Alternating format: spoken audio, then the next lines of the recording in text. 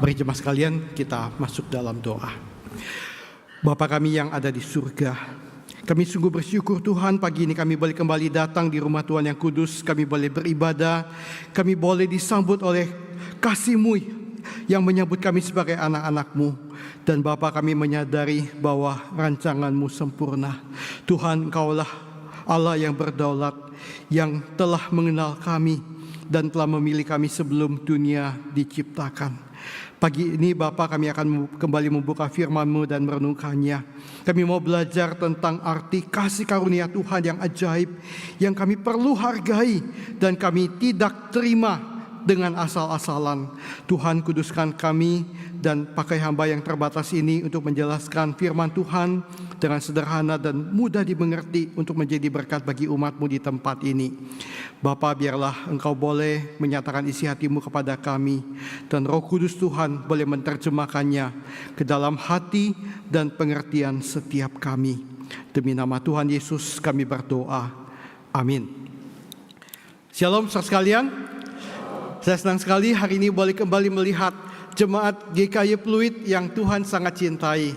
Dan kita bersyukur setelah pandemi berlalu, jemaat makin semangat untuk boleh kembali datang ke rumah Tuhan beribadah secara onsite. Saya boleh merasakan suasana seperti di tahun-tahun sebelum pandemi ketika saudara boleh beribadah dan tempat ini dipenuhi dengan penyembah-penyembah sejati yang mencintai Tuhan.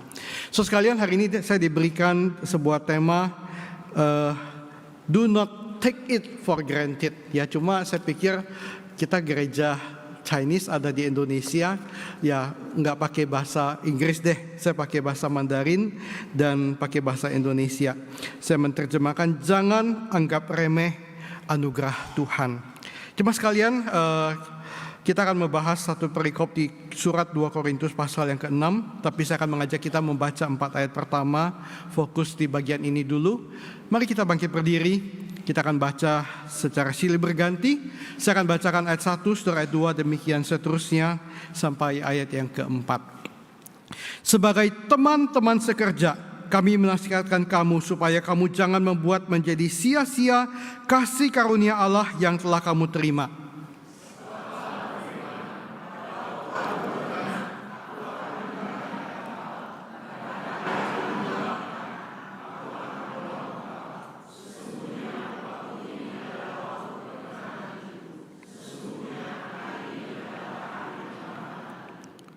Dalam hal apapun kami tidak memberi sebab orang tersandung, supaya pelayanan kami jangan dicela. Sama-sama sebaliknya, dalam segala hal kami menunjukkan bahwa kami adalah pelayan Allah. Silakan duduk jemaat sekalian. So sekalian, di dalam ayat pertama Alkitab mengatakan, ya sebagai teman-teman sekerja, bahasa Yunani sunergeo, kami menasihatkan kamu. Nah teman-teman, saya mau tanya ini, ya ketika kita membaca Alkitab, kita mesti memahami terjemahannya dengan baik. Menurut Anda, ketika Anda membaca ayat ini, kira-kira Paulus lagi ngomong ini teman-teman dirinya sebagai teman-teman sekerjanya siapa? Ada dua kemungkinan. Kemungkinan pertama, Paulus sedang ingin merendahkan diri, humble, untuk merangkul jemaat Korintus. Dan dia mengatakan, saya sebagai rekan-rekan sekerja kalian. Yang pertama. Yang kedua, Paulus sedang dengan otoritas ilahi, seorang rasul, dia ingin mengatakan, saya adalah rekan kerja Allah. Dan saya menasihatkan kalian. Teman-teman, kira-kira kalau multiple choice gampang 1 atau 2 ya, please jangan ada yang nggak pilih atau golput atau pilih 3 gitu ya, karena pilihannya cuma 2. Kita bukan pemilu kemarin 3 pilihan, ini hanya 2 pilihan ya. Teman-teman yang pilih 1 angkat tangan. Oke, thank you. Yang pilih 2 angkat tangan.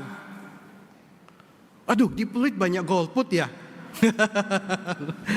Atau saudara mungkin kaget ya, ini pendeta kok datang-datang nanya-nanya begitu. So sekalian, kalau kita membaca dengan baik, Di dalam Indonesia memang tidak dijelaskan, tapi Mandarin, teman-teman yang bisa Mandarin bisa paham itu. Ada kata sangti di situ ya, woman wei sangti tongkong de.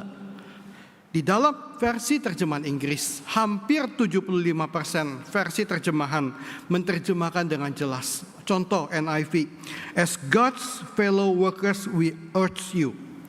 New King James Version, ya, as God, we then as workers together with Him also plead with you. So sekalian, dan ini sinkron dengan 4 ayat sebelumnya. Ada penafsir yang mengatakan bahwa pemotongan pasal 5 dan pasal 6 itu adalah sebuah pemotongan yang tergesa-gesa dan agak tidak hati-hati. Karena sebenarnya ketika Alkitab ditulis pertama kali ya dalam bahasa aslinya itu nggak pakai pasal, nggak pakai ayat. Ya, Paulus sedang menulis sebuah surat yang panjang ya, dengan titik koma ada tetapi nggak pakai angka ya. Ini chapter 5 ayat 1, chapter ayat 2 gitu, enggak. Ya, pembagian itu dilakukan di kemudian hari. Dan kalau kita membaca ya potongan 4 ayat sebelumnya, ada satu ayat ya di antara 4 ayat itu, ayat 18 pasal 5 2 Korintus pasal 5 ayat 18, Paulus mengatakan demikian, dan semuanya ini dari Allah yang dengan perantaraan Kristus telah mendamaikan kita dengan dirinya, dan yang telah mempercayakan pelayanan pendamaian itu kepada kami. Paulus begitu jelas akan hidup dan panggilannya sebagai seorang hamba Tuhan, sebagai rasul, dan dia mengatakan Tuhan telah mempercayakan pelayanan itu. Ada 2 istilah di dalam surat 2 Korintus ini yang Paulus gambarkan. Kami adalah pelayan-pelayan perjanjian baru. We are the minister of the new covenant. Dan yang kedua dia mengatakan kami adalah pelayan-pelayan pendamaian. Yang dia katakan di sini, the ministry of reconciliation. Nah, teman-teman, ini satu hal yang sangat penting. Kita baru melakukan pemilihan majelis kemarin dan bersyukur Tuhan berikan majelis-majelis yang setia, yang baik untuk GKI Pluit. Saya senang hari ini seorang teman lama saya menyambut, dan ternyata kali ini periode ini dia kembali menjadi majelis. Sebentar lagi kita akan masuk dalam pemilihan pengurus bidang, pengurus komisi. Wow. Seringkali di gereja Injili seperti kita, orang kalau dipilih majelis mengatakan gini, Tuhan ini aku, pilihlah dia. Ya, bukan seperti doa Yesaya yang mengatakan Tuhan ini aku, pakailah aku, ya. Dan ketika kita dipilih menjadi pengurus, mungkin kita juga sering mengatakan Tuhan aku capek Tuhan. Ya kalau boleh aku mau istirahat dulu, kalau boleh biar orang lain dulu. Dan kalau orang lain terpilih kita senang, kita diam-diam aja. Kita nggak bilang kenapa saya nggak terlibat kali ini, saya ingin loh melayani Tuhan. Ya kita mungkin begitu malu, nanti orang bilang kepengen banget ya lu jadi pengurus begitu. So sekalian, jangan-jangan sekalian kita punya sebuah pemahaman yang keliru di dalam melayani Tuhan. Saya mau bertanya, apakah bekerja untuk Tuhan wei sangti gongzhuo dengan yi sangti tongzhuo itu sama atau beda? Bekerja untuk Tuhan dan bekerja bersama Tuhan. Sekalian, kedua hal ini kelihatan begitu mirip, begitu sejajar, tetapi ada sebuah perbedaan tipis sekali yang sebenarnya sangat besar dan sangat prinsipil. Mengapa saudara sekalian? Karena ketika engkau bekerja untuk Tuhan, jangan-jangan engkau bekerja dengan segala kekuatanmu sendiri. Engkau adalah orang yang penuh multi-talented. Engkau punya IQ yang tinggi, engkau punya segala pengalaman yang sangat luar biasa, engkau punya hikmat dan pengaruh, engkau punya koneksi yang sangat banyak yang bisa menunjang apa yang engkau kerjakan bagi Tuhan. Dan ketika engkau masuk dalam pekerjaan itu, engkau bekerja dengan sangat profesional, sangat baik, tapi dengan segala kekuatan sendiri.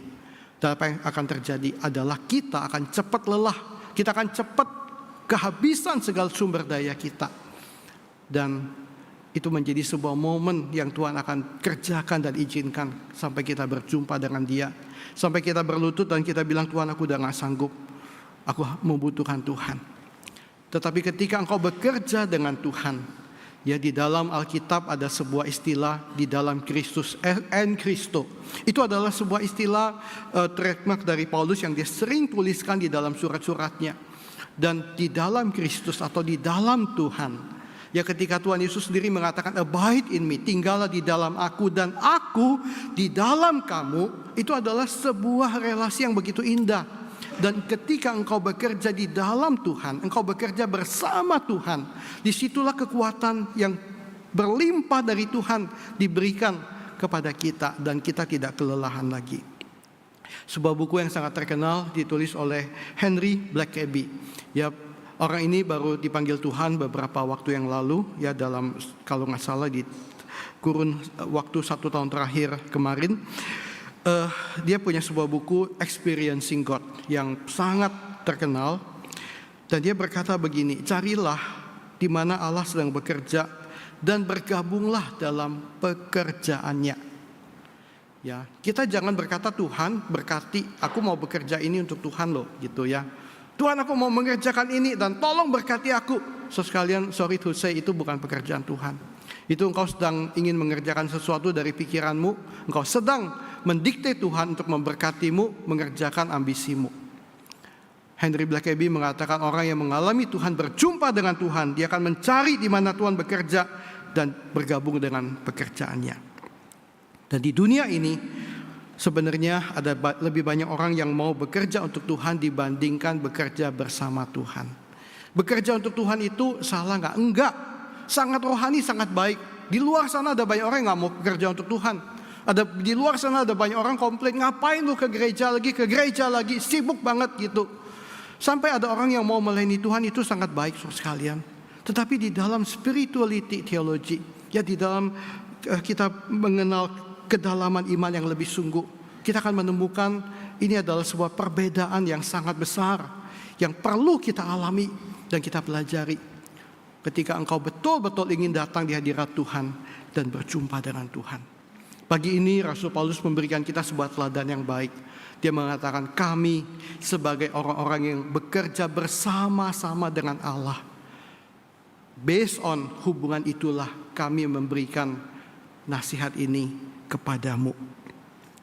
F.B. Meyer, seorang penulis yang juga terkenal, dia mengatakan janganlah memikirkan apa yang dapat Anda lakukan untuk Tuhan, tapi pikirkanlah apa yang dapat Tuhan lakukan lewat Anda. Saya percaya ini akan menghasilkan sebuah pelayanan yang sangat indah bagi Tuhan. Seorang yang bisa bekerja untuk Tuhan itu adalah orang yang hebat dan pintar. Gak semua orang yang bisa mengerjakan itu. Dan mungkin ketika kita ketemu tantangan sebesar itu, semua kita mengatakan, aduh, bukan saya orangnya. Ya, gue gak begitu hebat, gak begitu pintar. Tapi no worries, saudara sekalian. Tuhan bukan sedang mencari orang yang seperti itu. Tuhan mencari orang yang sedang ingin bekerja bersama dengan Dia. Dan itu adalah Anda dan saya. Kita yang begitu terbatas, yang mungkin tidak begitu pintar, tidak begitu hebat. Tapi kita memberi diri kita, Tuhan, apa yang Engkau ingin kerjakan, ini aku. Utuslah aku, pakailah aku. Dan aku mau bekerja bersama dengan Tuhan. Saya rindu teman-teman majelis di periode ini dan juga rekan-rekan pengurus yang sebentar lagi akan direkrut di bulan ini, dan di bulan awal Agustus akan diteguhkan menjadi pengurus untuk 1 tahun berikut. Kita boleh punya prinsip ini, dan semua teman-teman yang melayani Tuhan ingat, bekerja bersama dengan Tuhan adalah satu hal yang kita mesti selalu ingat. Yang kedua, jemaah sekalian, di ayat 1b Alkitab mengatakan sebagai teman-teman sekerja Allah, kami menasihatkan kamu supaya kamu jangan membuat menjadi sia-sia kasih karunia Allah yang telah kamu terima. Di dalam bahasa asli memakai kata dekomai canon, not to receive in vain, atau jangan menerima dengan asal-asalan. Nah, ini satu bagian Alkitab yang kita mesti pahami dengan sangat teliti. So, sekalian, di dalam doktrin Reform kita mengenal ada tulip, ya, dan ini adalah prinsip yang keempat, ya, itu adalah irresistible grace. Irresistible grace adalah anugerah yang tidak bisa ditolak. adalah ketika Tuhan ingin menyelamatkan seseorang, orang itu senakal apapun, sebobrok apapun, sejahat apapun, hatinya yang akan dijamah oleh Tuhan. Dan ketika Roh Kudus bekerja di dalam hatinya, dia akan mengatakan, Tuhan, aku bertobat. Ampuni aku Tuhan. Ya, aku mau buka hatiku. Ya, atau sebenarnya irresistible grace itu agak kurang elegan ya, tapi karena untuk cocok-cocokin dengan i di dalam kata tulip, maka memakai kata itu. Ya, beberapa teolog mengusulkan lebih baik memakai sebuah kata effective grace, anugerah yang efektif. Anugerah Tuhan kalau dia ketika dia sedang bekerja, dia nggak mungkin gagal. Ketika Tuhan sudah mengenal engkau sebelum dunia diciptakan, kitab Efesus mengatakan hal itu. Dan ketika dia begitu mengasihimu, dan dia mengatakan, aku akan selamatkan orang ini. Sejahat apapun dia, sebobrok apapun hatinya, dia sama seperti semua orang berdosa yang ada. Tapi ketika hatinya aku jamah, dia akan berpaling kepadaku. Itu adalah effective grace. Nah, tetapi ayat ini mengatakan, janganlah kamu membuat anugerah Tuhan sia-sia. Ya, orang-orang yang gak setuju view-nya, tuh ada ayatnya tuh. Ya, anugerah Tuhan bisa sia-sia. Ya, ada dua penafsiran utama untuk ayat ini. Penafsiran pertama, saya akan sampaikan dengan sederhana saja, yang mudah dimengerti, adalah Paulus sedang menasihatkan dalam kasus sanctification atau pengudusan. Ya, orang Kristen yang sudah percaya tetapi tidak mau hidup kudus. Dan Paulus mengatakan, dengan perilakumu ya yang walaupun sudah percaya Tuhan tapi masih suka main-main dengan dosa. Dan kalau kita membaca konteks surat Korintus, jemaat Korintus itu dosanya serem-serem banget. Ya, mereka ada dosa perpecahan, dosa kesombongan, dosa memakai karunia yang dengan salah, dosa bahkan yang memalukan di dalam rumah tangga. Ya, ada anak yang kemudian tidur dengan mama tirinya, yaitu ditegur oleh Paulus di surat 1 Korintus pasal yang ke-5 atau ke-6. Ya, dan itu sebuah kondisi aib yang sangat nyata terjadi pada zaman itu. Ya, yang sebenarnya kondisi keparahan zaman itu nggak beda dengan kondisi dunia yang zaman sekarang yang sedang bobrok dan berdosa. Dan Paulus menegur jemaat di dalam konteks itu. Tetapi sebagian penafsiran yang lain mengatakan enggak. Di dalam bagian ini kalau kita lihat 4 ayat terakhir dari pasal sebelumnya, Paulus sedang mengatakan dia adalah pelayan perjanjian baru yang membawa berita pendamaian kepada dunia, di mana Allah melalui Kristus telah memperdamaikan dunia orang berdosa dengan dirinya lewat kematian Tuhan di kayu salib. Dan kami adalah pelayan-pelayan berita pendamaian itu. Jadi sebenarnya kalau kita melihat konteks dari bagian itu, sebenarnya bagian ini lagi bicara tentang anugerah keselamatan, tentang pertobatan sejati. Ada beberapa penafsir, pendeta John MacArthur contohnya, dia mengatakan kita nggak usah pisahkan satu atau dua. Ya, sebenarnya ini adalah sesuatu yang bekerja bersama-sama dalam hidup seseorang. Ketika seorang hidup betul-betul hidup baru, dia bertobat, ya maka dia juga akan hidup berjalan dalam kekudusan. Dan di dalam konteks itu kita nggak perlu pusing dengan masalah teologi. Ya, ini adalah sebuah pesan pastoral. Pesan pastoral Paulus, dia tidak mengenal warna teologi manapun juga. Ya, ini adalah sebuah pesan penginjilan kepada orang-orang ya yang kita nggak tahu siapa yang dipilih dan siapa tidak, walaupun kita percaya hal itu. Tetapi Paulus sedang memberitakan ya kepada orang-orang yang dia kasihi.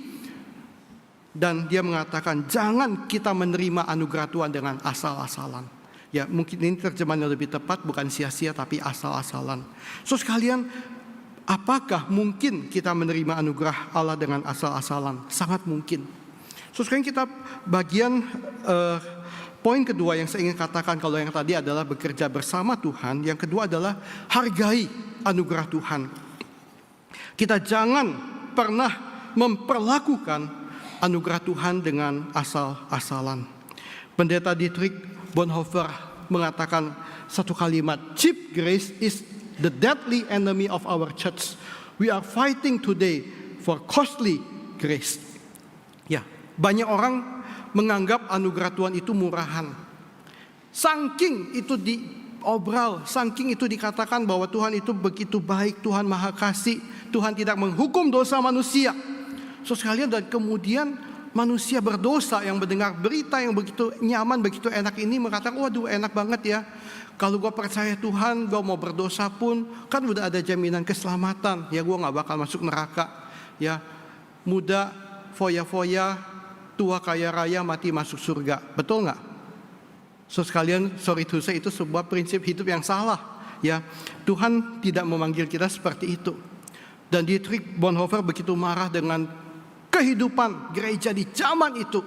Ya, yang nyaman, yang ketika terjadi kejahatan Hitler dan Nazi di Jerman yang membantai orang Yahudi 6 juta. Gereja diam aja, nggak ada yang bersuara.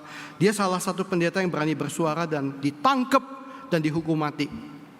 So sekalian, tetapi Dietrich Bonhoeffer mengingatkan kita jangan pernah memperlakukan anugerah keselamatan sebagai cheap grace atau anugerah yang murahan.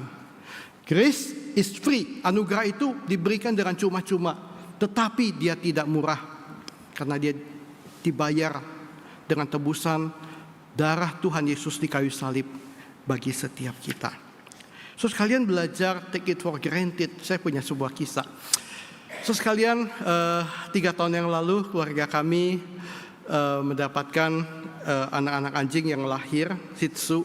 Wah lucu banget. Ketika mereka masih kecil mereka begitu lahap kalau dikasih makan. Ya begitu jam makan, wah mereka udah heboh gitu ya. Begitu makanan ditaruh di mangkok, habis langsung. Tapi Shih Tzu itu adalah jenis anjing yang picky. Picky itu makannya itu milih. Makin besar, makin milih. Dan baru kemarin semua cerita ya. Gua sebel banget ini sama anjing kesayangan kamu. Saya punya satu anjing kesayangan. Di antara 6 ekor Shih Tzu di rumah ada satu yang begitu dekat dengan saya. Nama aslinya sebenarnya Butter. Tapi karena waktu kecil badannya itu gemuk dan gepeng, dipanggil anak-anak Epeng. Jadi saya suka panggil Epeng, Epeng begitu ya. Dan semua bilang, ini anjing kamu itu, gua sebel banget loh. Gua udah beli dog food yang enak gitu. Pikirin gimana dia mau makan, gua taruh, dia cuma gitu ya. Dan dia pergi. Waduh, sebagai seorang ibu rumah tangga yang menyediakan makanan, saya bisa bayangkan. Saya bilang udahlah kamu gak usah sebel-sebel ya. Biarin aja kalau dia lapar dia pasti makan. Loh, kamu lihat anjing jalanan yang gak ada orang rawat, dia begitu lapar kita kasih apa aja dia makan. Biarin aja. Semua bilang tapi kalau dia kelaparan nanti dia sakit magretnya naik, dia muntah, nanti kita repot lagi. Dan itulah sekalian namanya anjing ya. Karena itu Tuhan pernah mengatakan jangan kamu sembarangan memberi barang yang kudus kepada anjing atau melempar mutiara kepada babi ya. Itu sebuah ilustrasi Alkitab kepada orang yang tidak menghargai sesuatu yang kudus, sesuatu yang berharga. Dan sekalian sometimes inilah perilaku ya seekor Shih Tzu ya, seekor Epeng yang walaupun saya sayang dia, tapi kadang-kadang dia bisa bikin kesel begitu. Nah, sekalian anugerah murahan itu adalah orang-orang yang menganggap anugerah itu diobral. Padahal ketika anugerah itu diobral itu sudah salah. Anugerah itu tidak bayar sama sekali. Sampai itu diobral dan bayar sedikit itu lebih mahal daripada anugerah yang sejati yang kita nggak bayar apapun. Dan anugerah murahan adalah apa? Sebuah belas kasihan tanpa akuntabilitas, tanpa pertanggungjawaban. Contohnya apa? Ketika ada orang berdosa dan kau mengatakan udahlah jangan dimarahi, jangan dihukum, kasihan dia gitu ya. Tapi kita tidak pernah meminta akuntabilitas dia. Misalnya dia menipu uang orang, kamu harus kembalikan dong gitu ya. Atau kalau kamu belum sanggup melakukannya saat ini, kamu punya sebuah komitmen dan kamu akan mengganti rugi apa yang kamu sudah lakukan. Kita nggak bisa cuma udah kasihan, kita jangan ampuni aja gitu. Dan ketika dia melakukan lagi, udah kasihan. Itu bukan sebuah anugerah yang mendidik. Kebebasan tanpa kekudusan. Ya, ada orang mengatakan di dalam Tuhan kita udah bebas. Sekarang saya sudah bebas. Bebas apa? Bebas bikin dosa juga bebas. Karena menganggap jaminan keselamatan gak hilang, mau bikin dosa sebanyak apapun, Tuhan tetap ampuni. Sorry to say, itu bukan sebuah spirit pertobatan yang sejati. Dan kasih tanpa kebenaran. Kita hanya mementingkan kasih. tapi kita tidak memberitakan kebenaran firman Tuhan. Inilah yang terjadi hari ini. Kemarin lagi heboh Kristen progresif. Ya, wah Tuhan itu nggak boleh hukum manusia.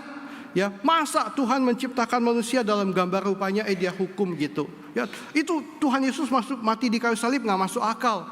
Nggak mungkin Tuhan pakai cara yang sekejam itu dan sekeji itu untuk menyatakan anugerah keselamatannya. Waduh, segala sesuatu dibongkar ya, dan kemudian hanya mengajarkan wah kita mesti baik ya, orang sebaik ini masa masuk neraka sih gitu. Sekalian, ini adalah sorry to say anugerah murahan. Anugerah murahan adalah sebuah ketika engkau berusaha mengambil anugerah keselamatan dari Allah dengan perbuatan agamawi Anda. Engkau akan melakukan kegiatan agama dengan rajin. Aku rajin ikut ibadah, ikut doa, ikut pelayanan, memberi persembahan. Tapi engkau bukan sedang menerima keselamatan yang Tuhan Yesus berikan secara cuma-cuma bagi kamu. Dan kau mengerti apa yang dia lakukan di atas kayu salib ketika dia mati dan menebus dosa kita. Pendeta R.C. Sproul mengatakan satu kalimat yang sangat indah. Dia mengatakan ketika keadilan Allah dinyatakan, kita tersinggung karena kita berpikir Allah itu berutang belas kasihan yang kekal. Allah itu nggak boleh menghukum manusia lagi. Dia adalah anugerah yang penuh, Allah yang penuh dengan anugerah. Ya, dan ketika Allah menyatakan keadilannya, kita marah sama Tuhan. Tapi sebenarnya kita nggak boleh take it for granted anugerah Tuhan. Dan kita tidak boleh kehilangan kemampuan kita untuk selalu takjub akan kasih karunia-Nya. Sesuai ketika engkau mengerti apa itu anugerah, ketika engkau mengerti engkau begitu berdosa dan Tuhan begitu mengasihi engkau dan dia mati mengganti engkau, harusnya itu membuat kita takjub kepada dia dan makin mengasihi dia. Mahatma Gandhi pernah mengatakan satu kalimat begini, kalau engkau bertemu orang berdosa, engkau boleh benci orang berdosa, engkau boleh benci dosanya, tapi jangan benci orang berdosa itu. Setuju nggak? Setuju nggak? Kalau ada orang berdosa, jangan benci orangnya, benci dosanya. Setuju? Amin? Amin. Oke, kita setuju ya.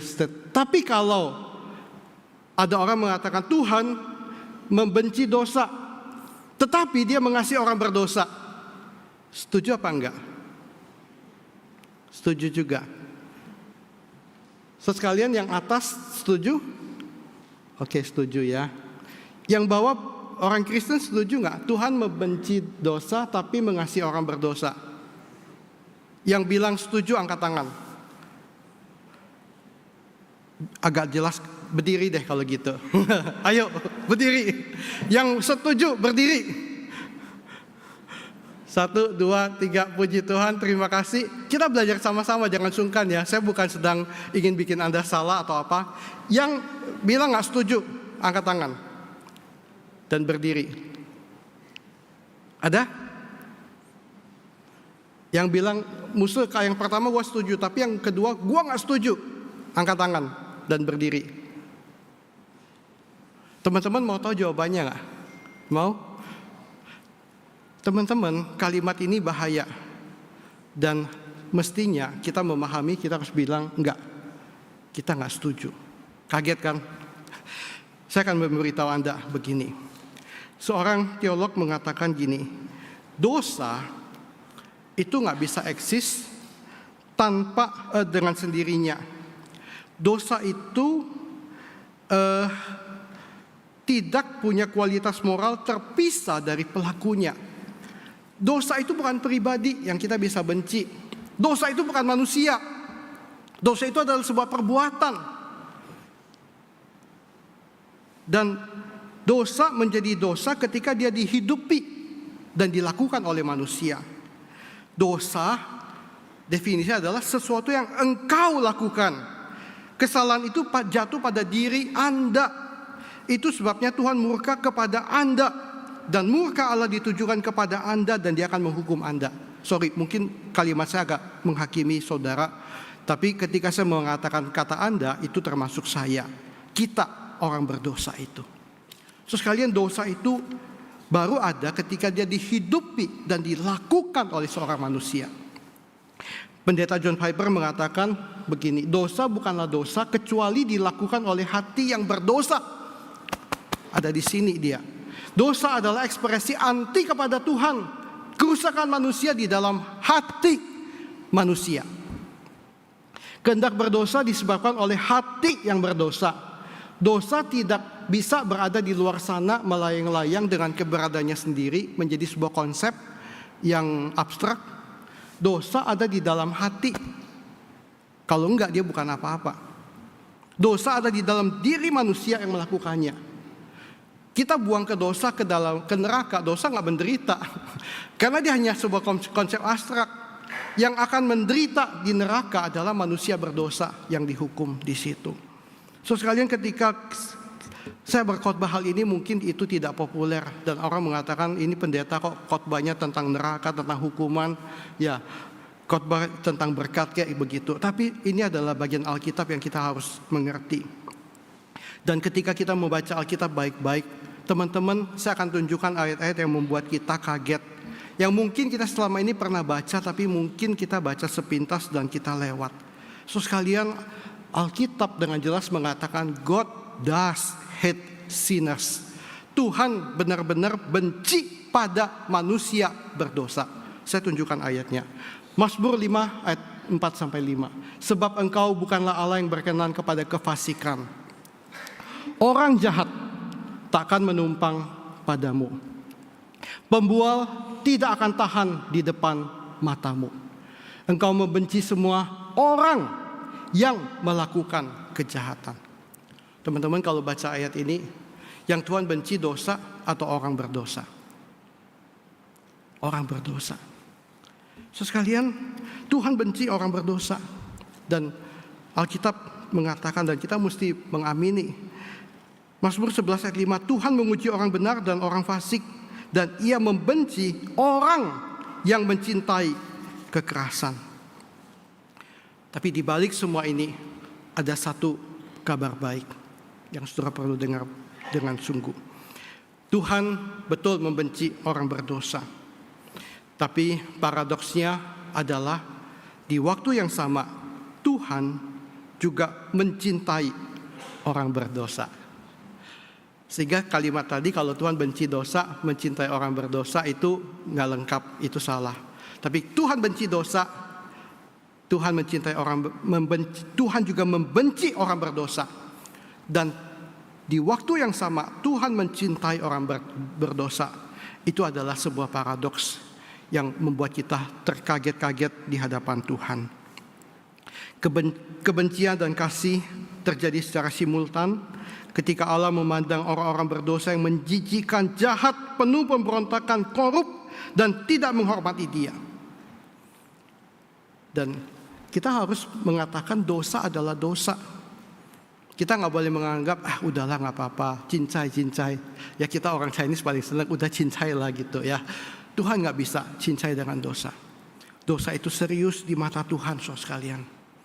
Dan Tuhan tidak bisa kompromi dengan hal itu. Tapi ketika Dia mengasihi orang berdosa, Dia mengambil sebuah langkah dan tindakan dengan karya penebusan ketika Tuhan datang mati di kayu salib. Anak tunggal Allah berkorban menggantikan kita. Sehingga ketika darah yang kudus menutupi dosa kita, kita dilihat di pandangan Allah Bapa sebagai manusia, orang kudus yang dibenarkan. 2 Korintus pasal 5 ayat 19 sampai dan 21, saya mengajak mari kita bangkit berdiri, kita baca bersama-sama ayat ini. 2, 3. Sebab Allah mendamaikan dunia dengan dirinya oleh Kristus dengan tidak memperhitungkan pelanggaran mereka. Ia telah mempercayakan berita pendamaian itu kepada kami. Dia yang tidak mengenal dosa telah dibuatnya menjadi dosa karena kita, supaya dalam Dia kita dibenarkan oleh Allah. Silakan duduk cuma sekalian. Sekalian, dan inilah anugerah Tuhan yang sangat luar biasa. Hari ini sekalian, sebagai hamba Tuhan, saya ingin menegaskan kepada saudara, saya bukan sedang menghakimi, tapi saya menyadari di dalam perjalanan hidup kita Kita mungkin sometimes kita menghadapi temptation, pencobaan yang begitu berat. Dan mungkin hari ini engkau ada di sebuah ambang pencobaan yang hampir tergelincir dan jatuh dalam dosa. Atau mungkin kalau hari ini engkau sedang bergumul dengan sebuah dosa favorit tertentu yang berulang kali engkau jatuh lagi dan jatuh lagi di tempat yang sama. Di hari Minggu engkau mengakui dosa dengan sungguh-sungguh dan engkau bukan sedang main-main ketika mengaku dosa. Tapi di waktu-waktu berjalan engkau kembali jatuh di bagian itu. So sekalian hari ini mari kita datang kepada Tuhan. Kita mesti menyadari bahwa jangan sampai selama ini lagu-lagu tentang anugerah Tuhan, khotbah-khotbah tentang anugerah Tuhan membuat kita terbius dan membuat kita kemudian tidak peka lagi tentang apa itu kekudusan, tidak peka lagi tentang apa itu dosa di mata Tuhan. Dan kita mungkin jarang mendengar sebuah statement yang mengatakan Tuhan membenci dosa. So please, mari seperti Jemaat Korintus kita belajar untuk tidak menerima anugerah Tuhan dengan main-main, dengan asal-asalan. Mari kita menghargai anugerah Tuhan. So sekalian, ayat yang kedua dari pasal ini Alkitab mengatakan, sebab Allah berfirman, pada waktu aku berkenan, aku akan mendengarkan engkau, dan pada hari aku menyelamatkan, aku akan menolong engkau. Sesungguhnya waktu ini adalah waktu perkenanan itu. Sesungguhnya hari ini adalah hari penyelamatan itu. So sekalian, thanks God, anugerah Tuhan yang luar biasa. Hari ini kalau saudara mengajukan apply visa atau apply paspor atau sesuatu yang lain, engkau harus bikin appointment. Engkau harus masuk di dalam daftar tunggu yang ada. Ketika engkau ingin apply pekerjaan yang baru, engkau mengajukan lamaran, perusahaan itu mengatakan tunggu ya, nanti kalau kami panggil engkau baru datang untuk interview. Tapi ketika engkau apply pengampunan dosa kepada Tuhan, Tuhan gak bilang tunggu ya, nanti kalau aku mau, aku panggil kamu. Tuhan mengatakan sesungguhnya waktu ini adalah waktu perkenanan itu. Hari ini adalah hari penyelamatan itu. Karena pada hari ini aku berkenan dan aku mendengarkan engkau. So sekalian, thanks God, kita punya Tuhan yang tidak pernah delay, membiarkan kita menunggu. Mari saudara sekalian, ketika kita menyadari bahwa kita harus bertobat, di waktu itu juga kita datang. Saudara sekalian, kita perlu belajar hal yang ketiga yang saya ingin kita pelajari dari perikop firman Tuhan hari ini adalah ikuti waktu Tuhan. Momen yang terbaik untuk bertobat adalah detik ketika engkau menyadari hadirnya dosa di dalam dirimu, di dalam hatimu. Dan engkau langsung meminta anugerah Tuhan, Tuhan ampuni aku. So sekalian, prinsip untuk kita boleh hidup berjalan dalam kekudusan adalah pada momen kita menyadari ada setitik pencobaan yang muncul, engkau langsung berdoa SOS. Ya, gak perlu berlutut, tutup mata, lipat tangan, ya. Tapi engkau langsung berkata di dalam hati, Tuhan, please help me. Ya, I'm struggle with this temptation. Ya, aku bergumul dengan pencobaan ini, aku bergumul dengan dosa ini. Tuhan tolong aku jangan jatuh ke dalam dosa. Tuhan tolong agar aku boleh tetap kudus dan menghormati Tuhan. Saya percaya kalau disiplin ini dilatih oleh kita di dalam hidup kita sehari-hari,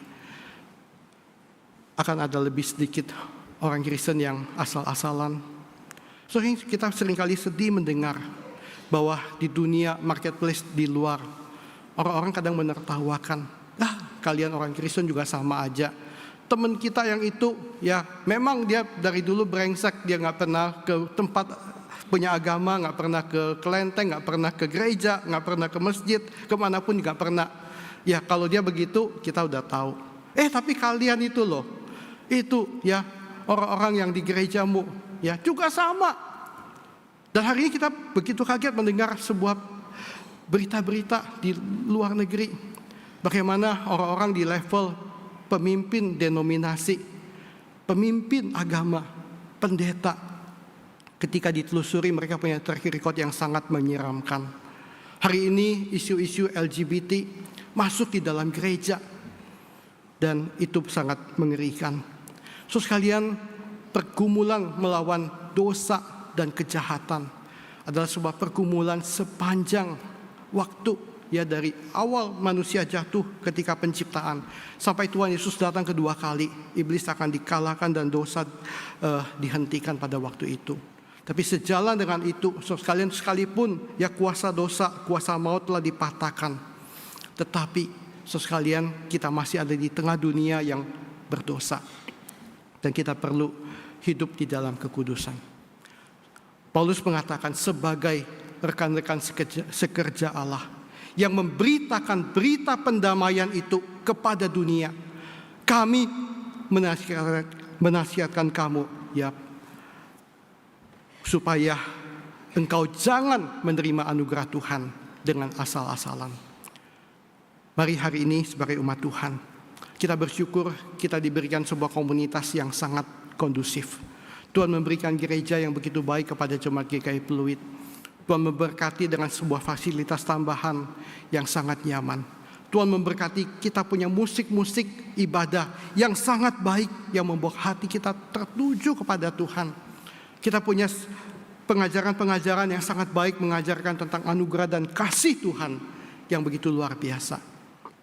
Tapi di balik itu, mari kita juga ingat bahwa Allah kita adalah Allah yang kudus, Allah yang adil, dan Dia ingin kita boleh hidup berjalan dalam kekudusan. Biarlah firman Tuhan yang singkat hari ini boleh menjadi berkat dan menolong kita untuk kita boleh selalu hidup takut akan Tuhan dan hidup berjalan dalam kekudusan. Mari kita berdoa. Bapa, terima kasih untuk firman Tuhan pada hari ini. Ketika Engkau memakai hamba-Mu Rasul Paulus yang menyadari bahwa dia adalah seorang rekan sekerja Allah, memberitakan sebuah message kepada jemaat Korintus untuk tidak bermain-main dan memperlakukan anugerah Allah dengan asal-asalan. Bapa, kami menyadari kami adalah orang-orang yang sebenarnya tidak patut dikasihani dan tidak patut untuk ditebus. Tapi kalau Engkau begitu mencintai kami, Engkau memberikan anak-Mu yang tunggal, Tuhan Yesus, berkorban di kayu salib untuk menebus kami. Engkau ingin kami boleh tinggalkan dosa-dosa kami dan hidup berjalan dalam kekudusan. Bapa, biarlah kami boleh meresponi panggilan-Mu. Biarlah kami boleh menerima anugerah Tuhan dengan segenap hati kami, dan kami tidak menerimanya sebagai cheap grace yang kami injak-injak dan kami anggap murahan.